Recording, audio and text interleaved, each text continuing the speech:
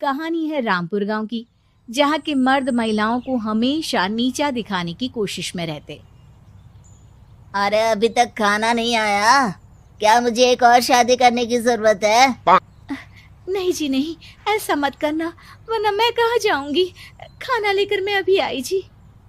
गांव की पंचायत में भी फैसले हमेशा औरतों के खिलाफ ही रहते।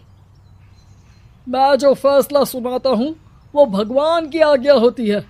इस लड़के ने अपने मन से शादी करके अच्छा नहीं किया। लड़के को घर भेज दो और इसकी शादी इसकी जाति की किसी लड़के से करवा दो, लेकिन ये लड़की, इसे तो गांव के बाहर निकाल दो। नहीं नहीं जमींदार साहब, ये क्या बोल रहे हैं? ऐसा नहीं हो सकता। मेरी बेटी मासूम है, इसे अच्छे बुरे की समझ नहीं है। अरे कहाँ जाएगी ये बेचारी? कहाँ जाएगी? इतनी चिंता है तो पूरे परिवार का गांव निकाला कर देते हैं। बेचारे पूरे बसे बसाए परिवार को गांव छोड़ना पड़ता है। चाहे जो हो, अगर बेटियों को कंट्रोल नहीं कर सकते तो गांव में रहने का कोई मतलब नहीं है। यहाँ औरतों को दब कर रहना होगा।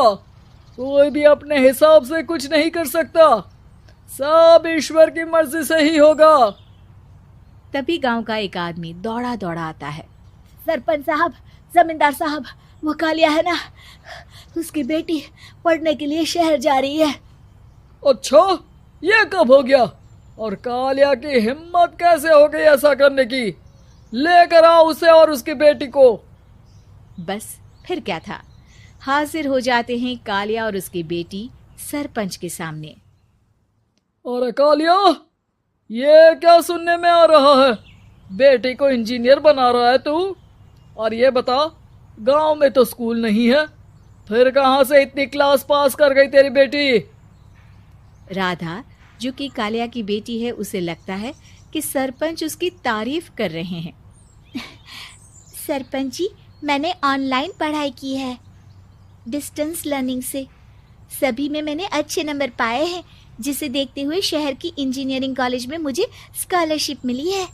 वाह जी वाह, क्या होती है ये? पहले तो ये बताओ, फिर आगे की बात करते हैं।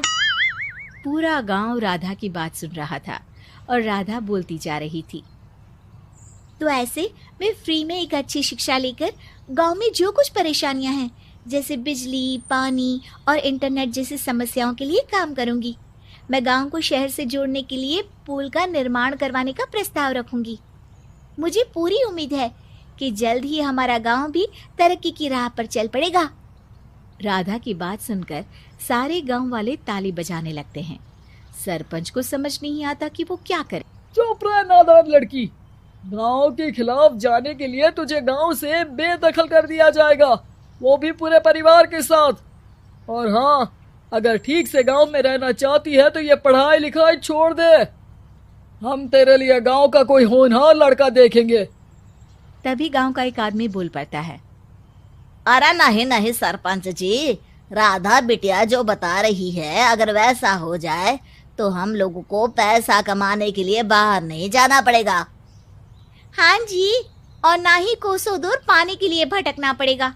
हमारे बच्चे भी अच्छी पढ़ाई कर सकेंगे और आगे बढ़ेंगे, ना कि हमारी तरह खेती करते बैठेंगे। क्यों गांव वालों, राधा बिटिया का साथ देना चाहिए ना। सरपंच देखता है कि गांव राधा के साथ है तो वो चुप हो जाता है। वो घर आकर अपने सलाहकार से बात करता है, जो बहुत ही चालाक किस्म का इंसान होता है। अरे सरपंच साहब, आपको बहुत ही होशियारी से काम लेना पड़ेगा।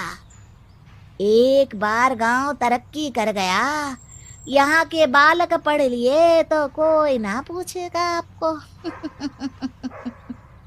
और फिर ये जो बेटा और बेटी है ना आपके, इनको भी आम लोगों की तरह ही जीवन जीना होगा।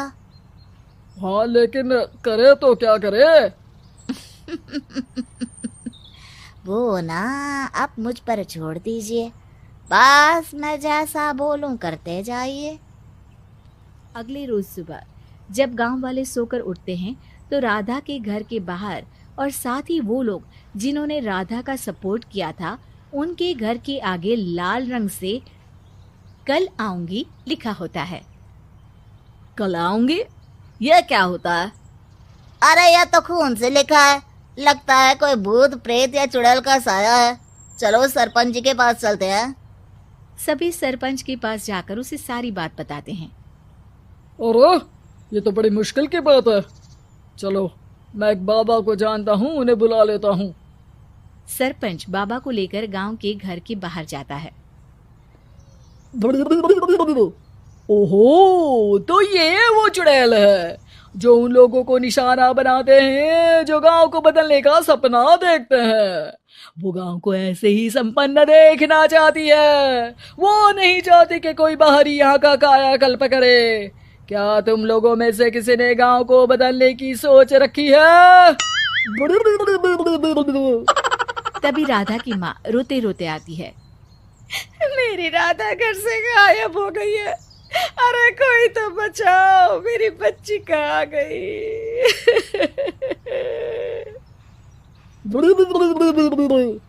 ले गई वो चुड़ैल, तेरी बच्ची को ले गई। अब वो उसे श्रापित करके छोड़ेगी, उस पर चुड़ैल का साया हो जाएगा। तभी बुरी सी हालत में राधा भी वहां आ जाती है।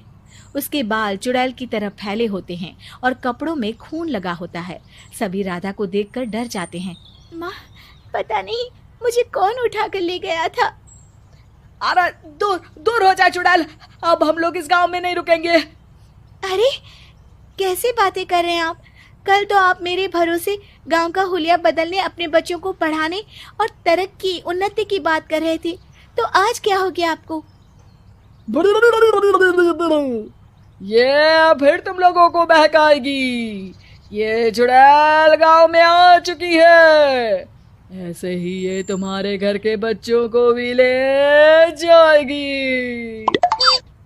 गांव वाले राधा को गांव से बाहर निकाल देते हैं। उसके माँ बाप रोते रहते हैं, लेकिन गांव वाले नहीं मानते। मैं भी अपनी बहन के साथ गांव के बाहर रहूंगा, लेकिन वो पढ़ाई नहीं छोड़ेगी। वहीं सरपंच के घर पर सलाहकार कहता है। देखा, सांप भी मर गया और लाठी भी नहीं टूटी। लेकिन अगले ही दिन सरपंच के घर के बाहर भी वही शब्द लिखे होते हैं।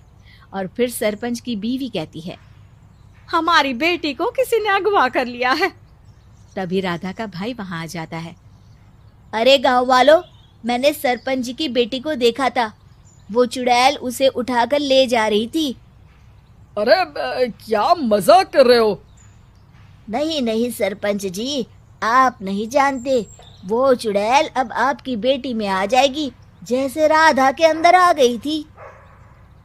तभी सरपंच की बेटी वैसी ही हालत में वहां आती है जैसे राधा आई थी। पापा, पता नहीं कैसे मैं गायब हो गई थी। चुड़ैल, इसके अंदर भी चुड़ैल का साया है, मारो इसे। अरे नहीं नहीं, इसे भी राधा के पास गांव के बाहर ही भेज दो।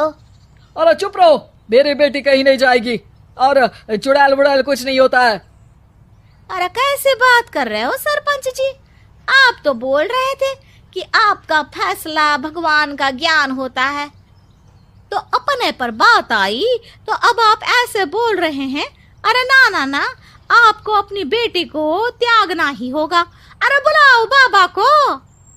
राधा का भाई बाबा को ले आता है, जिसे अब गांव वालों के डर के कारण सच बोलना पड़ता है।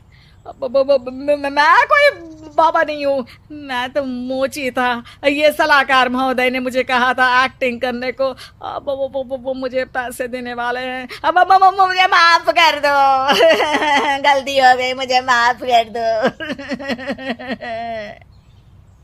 तभी वहां राधा आ जाती है। देखा सरपंच जी, जब गांव के बच्चे साक्षर होंगे तो आप जैसे लोगों की चालाकी नहीं चलेगी।